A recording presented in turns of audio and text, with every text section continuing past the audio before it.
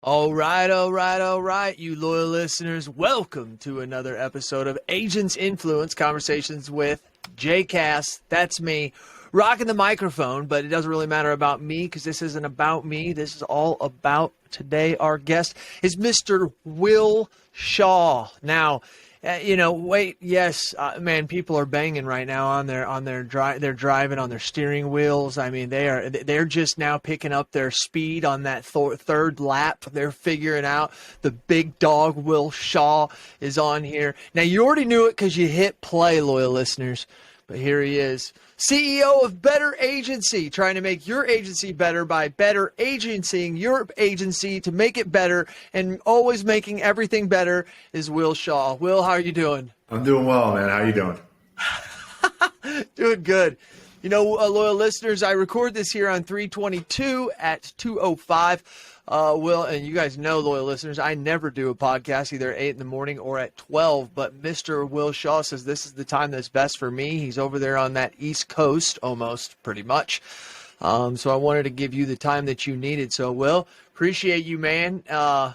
Thanks Let for me tell having the loyal listeners real quick. So, loyal listeners, I don't really know much of Will. Will starts BA. We'll get into that to let him tell that.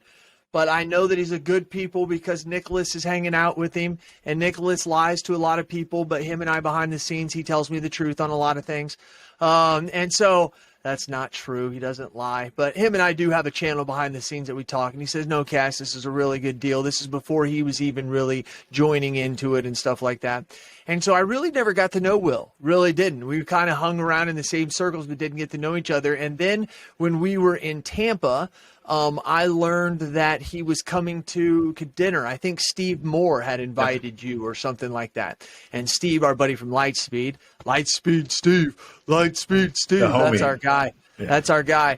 And so that's where I really got to know Will. And I'm being serious when I say this, and I think I may have said this on a couple other podcasts. You opened up my eyes to the fact that, like, you're a CEO from outside this industry that actually is like on a mother beeping mission. And loyal listeners, where we're going with this is at the table, we're talking passionately, deeply, getting into each other's soul about insurance, obviously. And he says to me, Cass, I believe in this industry so much, I'd fight somebody. He's like, if they try to down this agency or this industry, or they try to do us wrong, or he's like, I'll literally like fight them. And I mean, you were getting hyped up, and I'm like, this son of a bitch is for real. You know, do you remember that conversation, Will? Yeah. There's a past to me, the whole football version of myself, but there's a switch that I can snap back into that for a little bit. It was awesome. And that's when I was like, okay, me and this dude are going to get along. I see what Nicholas was talking about now. And so it was really, really good. So loyal listeners, that's why I brought him here. Will Shaw, first question, you iPhone or you a Droid user? iPhone. Yeah. Wah, wah, wah. What's the last app that you downloaded? Oof. On my phone? Yeah. Well, not on your computer? Probably the Wells Fargo app. Wells Fargo, look at you. Yeah. Why would you want a banking app? So maybe you can look at your balance. Maybe you can transfer. Maybe you could even do deposits like that. Wow. Maybe we should have an agency app, loyal listeners. Who wouldn't want to do weird insurance things like pay a bill, get ID cards, change or add an auto, send to your agent a text? Who wouldn't want to do that? Wow, you know? Yeah. Sorry, Will, I got to smack them around every once in a while. I've been in rooms full of them for the last 2 years, and I'll ask people, how many of you guys have a mobile app? And like literally less than 2% of the hands go up. And it hurts me as an independent agent. It hurts me, Will. Will, do you love to win or do you hate to lose? In order to succeed, my desire for success must be greater than my fear of failure. Okay. Repeat that, please. In order to succeed, my desire for success must be greater than my fear of failure. Oh, okay. That's simple. When you piece it out, yeah, that makes sense. Yeah, that's an old football quote from one of my old coaches. That's something that stuck with me. We're going to talk about that. Two things in the world we believe got you to where you are today. Maybe not in real life, but here at AI, luck or skill. What do you think's been a bigger factor in your life? Luck prefers the skilled mind. Luck prefers the prepared mind. I like that. I got a quote for everything. Yeah, I'm pretty much. I'm getting ready to ask you. Like, did you happen to go to India and sit with Buddha and like smoke hashish and some weird fucking incense and stuff? I mean, what's going on over here? Yeah, Anyways, no. I haven't quite made it that far yet, but maybe one day. That's what I'm saying. Because if you did, you son of a gun, you got to invite me next time. That's what I was getting ready to say. Well, maybe that'll be the next event we go to with each other. We'll do that. Okay, sorry. That's great. That's good stuff right there, Will. Oh, Will, take us back, though. Seriously, you do have a cool, interesting history as a professional athlete. And then not only that, the things you did afterwards and where you got now. I mean, take us a couple minutes and take us back to where you want to start and bring us forward to where you are now. I'll give you the long story short. I was fortunate enough to go and play college ball at a school called Youngstown State, Northeast Ohio. Played there and was fortunate enough to play professionally for about 2 seasons with the Steelers and Eagles. 2013 with the Steelers and Eagles, 2014 with the Eagles. I was a tight end, mostly a special teams player. I have 2 career catches for 15 yards, a couple tackles on special teams. That's my stat line. That's cool. I was in 2014, or after 2014, I was back in Arizona where I reside now, training, and I tore my abdominal wall where it connects to my pelvic bone. And at the time, it was deemed inoperable. Surgery didn't make sense. And so that essentially ended my football career. Mm-hmm. And so like any traditional football player, I had 0 backup plan, like everybody told me growing up.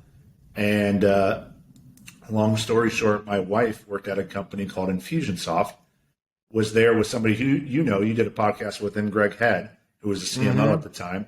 And I got to know Greg and the people over at Infusionsoft, which for those that don't know, a CRM marketing automation platform, about 30 or so thousand customers. And so I ended up, basically my wife got me my first job, my first real job, as I tried to reinvent myself outside of football. I wanted to do something outside that I hadn't done before, see if I could really reinvent myself essentially and do something challenging. I found a passion for it.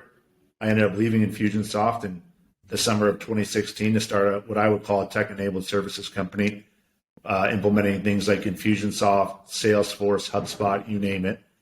And that's when I started falling into the insurance space. I started meeting more and more insurance professionals, started working with them on some automation and CRM, different capabilities our team was. Spent more and more time in that space from 2016 through 2018. And it was around the end of 2018 where I said, this doesn't make any sense. And agents are using 4, 5, 6, 7 pieces of software to really try to enhance their customer experience, whether that's on the sales side, retention, service, cross-selling. And I decided to say, let's go build the all-in-one platform. Let's build the all-in-one marketing automation platform for independent insurance agencies. And one of the, that's where I started getting more involved with Nick and spending more time with Nicholas. That's where I went back to my Infusionsoft days and my CTO and co-founder, Jordan, he was Infusionsoft's 10th employee. He was on that product team for 14 years, from about 50 customers to 30,000 customers. He knows what works really well and what doesn't from a tech perspective. And we just started deep diving into the insurance space. Basically spent all of 2019 deep diving and building an initial, what I would call MVP product that became Better Agency that we launched in 2019. And then, a little over 2 years ago, there's some evolutions. And now, we've added in some features. People call us a CRM, people call us an agency management system. I say we're all about agency success. So whatever you want to call us, we're the agency success platform. We're going to help agencies sell more premium. At the end of the day, that's our core focus. And our product team, if we bring anything to them, they're going to ask you the question, how does this help agencies sell more premium? And that's what we do. And so that's kind of the high level of how we got here. Wow. No, I like that. I learned a lot there. I didn't realize that you had kind of had a little gig before, not a gig, but I knew after Infusionsoft, but not in 2016 when you started that, whatever you called it. Tech-enabled services. We just do custom implementations and consulting and things like that. Yeah. I didn't realize that you did that. Okay, that's cool. That's really, really cool. So, obviously you weren't going to stay not working for yourself. I mean, you just have that mental attitude. One of the things that I say some of the best producers and agency owners actually are college athletes or professional athletes. College is different than high school. You got to be somebody to get there. Whether it's a big school or even a small school, you got to be somebody over and above. And then for you to go to that elite level, it tells us about the kind of person that you are. And then when I see that passion and I see where it comes from, and then I see the product that you've created. I mean, so many people, we're not here to mention it, but I have good friends that are invested in BA because not only do they invest it, they see its potential and growth, but they use it and they know and they see it. I believe, just like any machine, it's not for everybody. I mean, that would be silly to say that it is. I mean, obviously, as a CEO, you wish it was, but it's not. I strongly agree. I strongly agree with that statement. Yeah, it's just really, truly not. And maybe at one day you'll have many different versions that will fit more people. But right now, I think you guys have really pegged it. And then you having the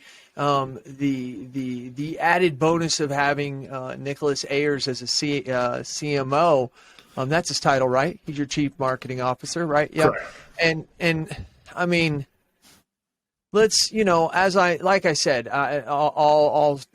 I'm very good friends with him. He's your CMO.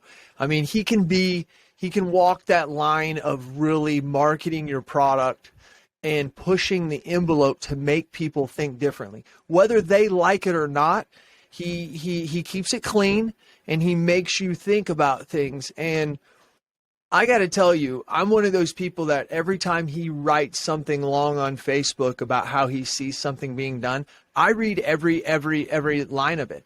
And I'll even tell people, like, I hope you realize what you just read. Yeah. Like, he just gave away the book of how you should be marketing and how you should be connecting with your customers.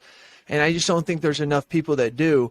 And I think that that's been a plus for you at Better Agency, not only your vision and your goals, but then to have someone like Nick who can help navigate that. Well, and this might sound counterproductive as a CEO of a software company, but this goes back to the conversation you and I had in Tampa, and what Nick and I focus on is we want more people gaining access and thinking about how to grow their agency, whether or not they're on our software platform.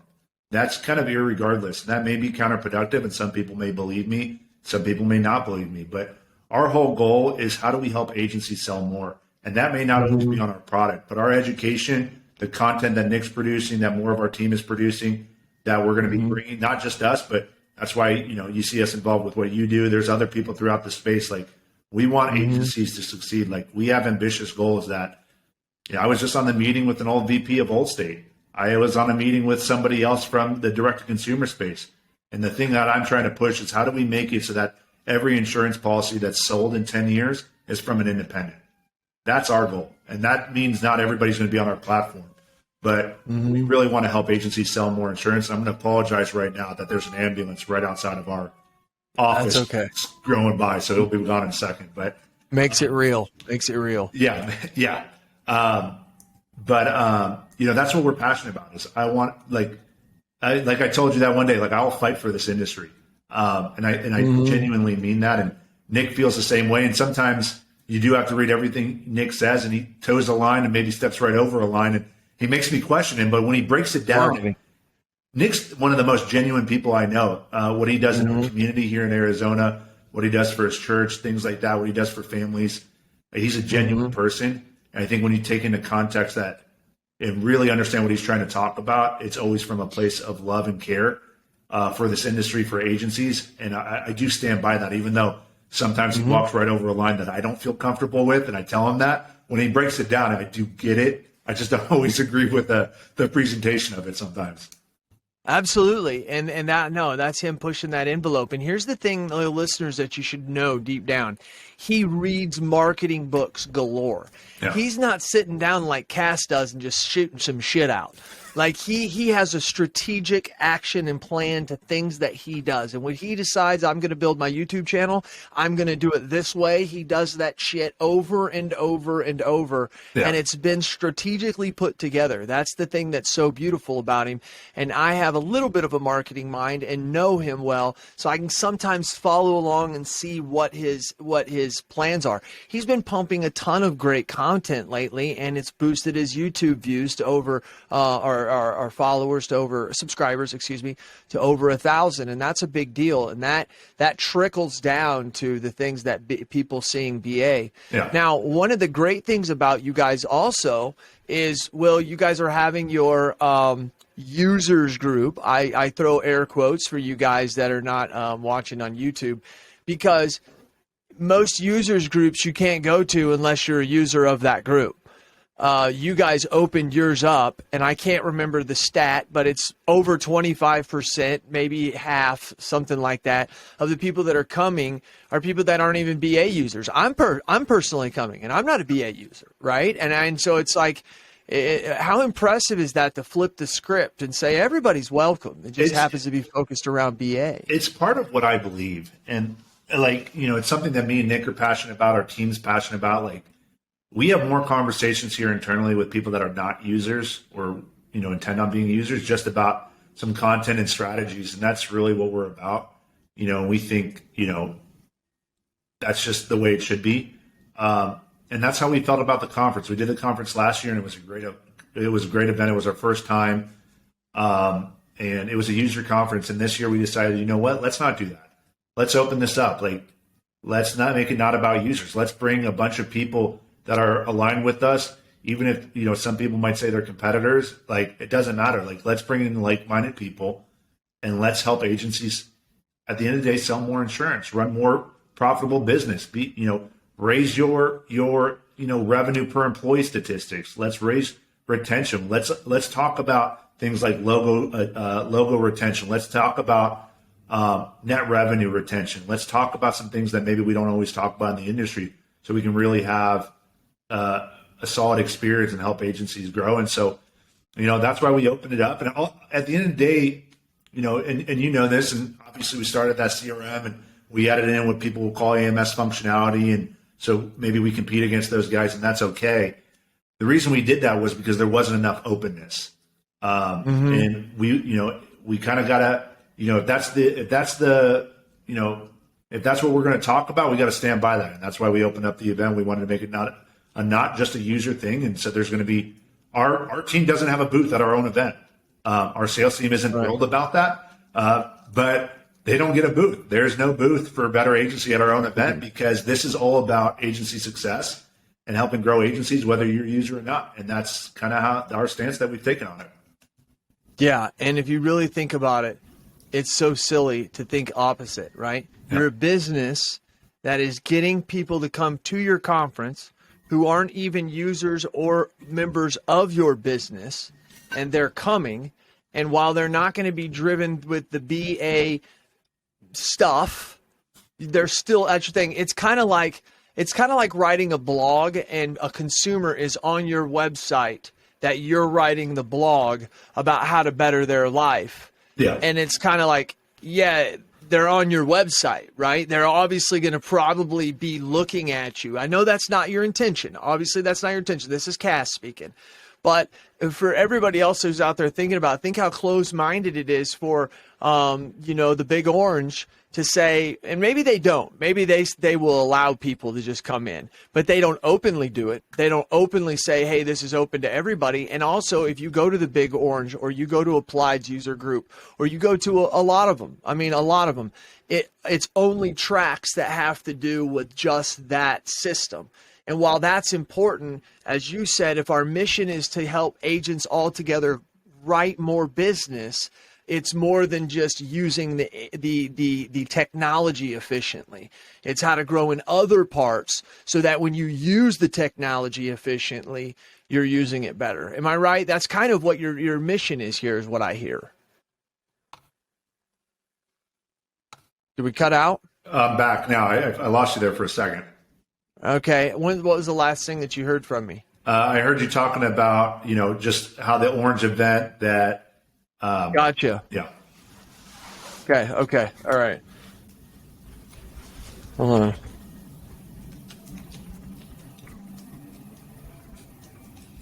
Okay, so we'll just start from there. Okay.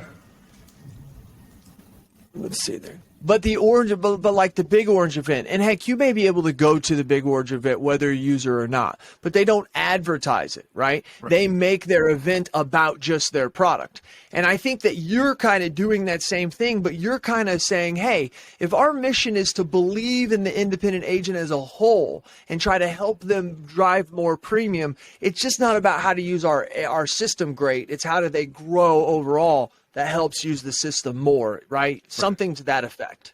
Right. Exactly. All right. That's the way that I feel, and I really want to make sure that people understand that because, loyal listeners, that's why I'm bringing him to you. Yes, he's part of the CEO series. I label all of my CEOs separately, but I wanted you to know that when you listen to the other CEOs, you'll hear that they're very passionate about their product. And yes, they want to change the way that agencies do a certain part of their business, and they're passionate and they're great about it. But loyal listeners, and I want to say directly to you, Will, I greatly appreciate that rounded mind that you have of saying, and it's probably the way that you think as an athlete, right? I can't just have big arms. I need to have solid legs. I need to have a clear mind. I need to have good nutrition, right? There's a lot of different things that are going to make you be the best you are. Yeah, I agree. And I mean, that's just how I look at it. I know I hear it from everybody. We all talk about changing the industry, but I think, as an outsider coming in here, one of the things that I've been really passionate about is how many conversations can I have with agencies every single week? Like I try to talk to as many agencies as humanly possible. We have a bunch here locally in Arizona. We bring them in. We have one coming into our office on Friday. I just want to hang out. I just want to understand more about their process. Like some of the things in the industry just frustrate me on why is it so hard once, somebody's ready to buy a policy? Why is it so hard to get a quote? Why is it so hard to actually issue and bind that policy? And so I just started asking questions of like, how could we make that easier? And one of the things I've been told no so many times about things we wanted to do, and it's because either nobody's done them or it can't be done or it hasn't been done in so long, and we just find a way around those no's. Like I think like it's the same mentality I took to football, where everybody said, "Hey, you're a star recruit and you'll never make it to the next level." I take that same mentality when people told us, hey, you can't get carrier data, or you can't pass this data over to carriers, or you can never bind a policy without going to carrier website. And we're proving a lot of those things wrong. Yeah, you are. And one of the things you also said at the table is there's no reason why the independent agent can't have the same tools that the larger companies have. That was something that you talked about. Want to elaborate on that? Yeah, I'm really passionate about it. Like we talk about this, right, is how can we give the same tools that a direct-to-consumer insurtech has to independent agents? How can we give them the same ease? So that same buying experience that a direct-to-consumer can provide, that same servicing experience, how can every single independent agency have that experience? And that's something I'm really passionate about, because what I truly believe is that direct-to-consumers is a failing model in insurtech. And we get into the reasons why, but the two things that I think about most is at the point of actually buying the policy and the point of servicing the policy. Nobody's better at being an advisor to somebody than that local independent agent. And so if we can provide the same technology, but then interject that local expert, that local advisor to do what an independent agent does better than anybody else in the industry, better than a captive, better than obviously the direct to consumer and their call center people. If we can interject the agent at those strategic times and then automate and reduce the redundant tasks, that's what I'm focused on. That's really what I want to do, is make it so that independent agents have the same access to technology that a direct-to-consumer has, because I truly believe every policy should be sold through an independent.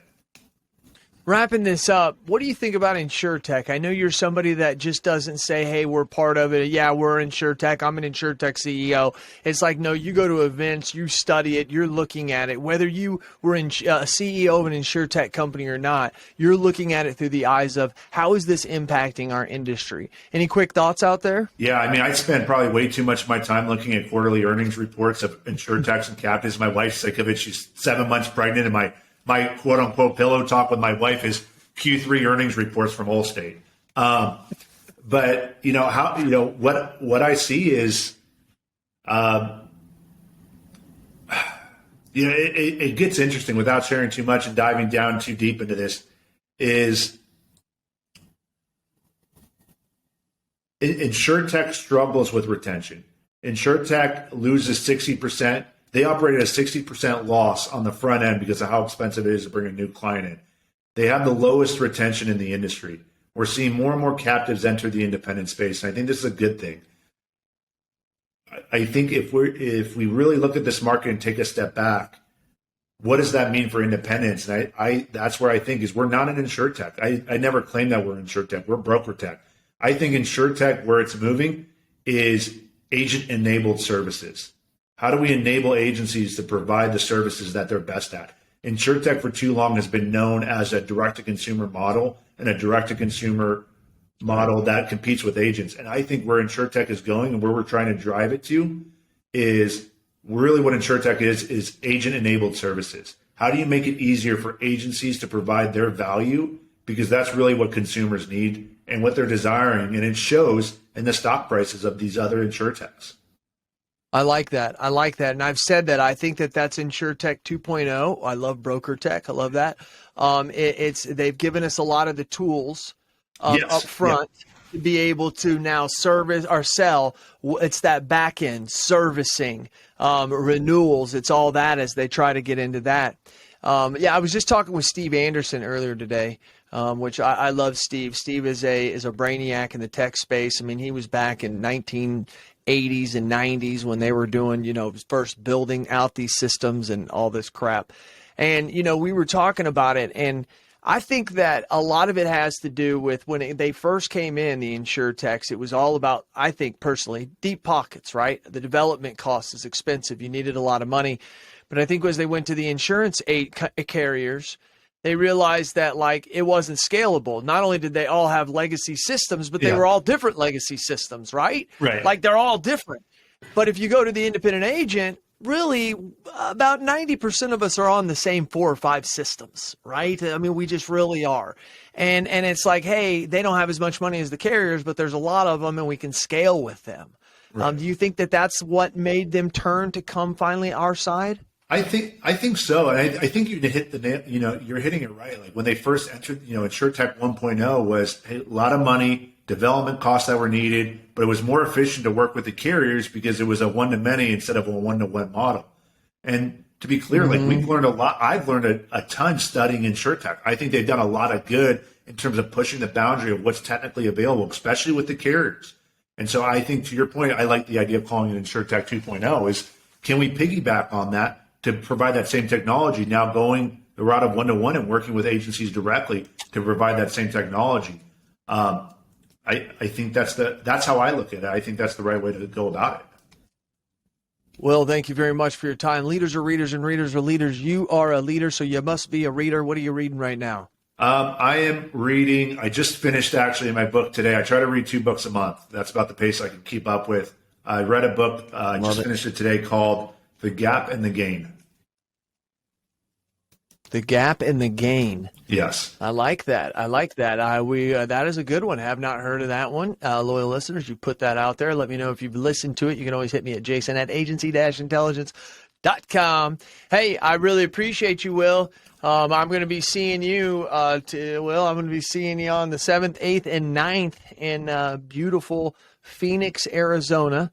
It's going to be warm. Shouldn't be too hot, What are you thinking it's going to be like in about a month? Yeah, it should be good weather, and as long as my daughter doesn't come early, I should see you in Kansas City as well. Oh yeah, that's right. Yeah, we're at the time. No refunds. Shit, man. I hope you're able to make it. Yeah. It just depends on what my daughter has planned for us, so we'll see what happens. It's the best excuse in the world to miss anything. My kid was being born, and it's like, oh, okay. I mean, you're going to see the president. The president's like, okay, I get it. His kid's being born. Anyways, hey, I greatly appreciate you very much. Thanks very much for your passion for the industry. I appreciate it. Thanks for having me on, man. Loyal listeners, you know what I do because I do it for you. Tell me your thoughts, tell me your ideas, and I'm going to tell the world what you have to say. This has been Cass. He's Shaw. We are out.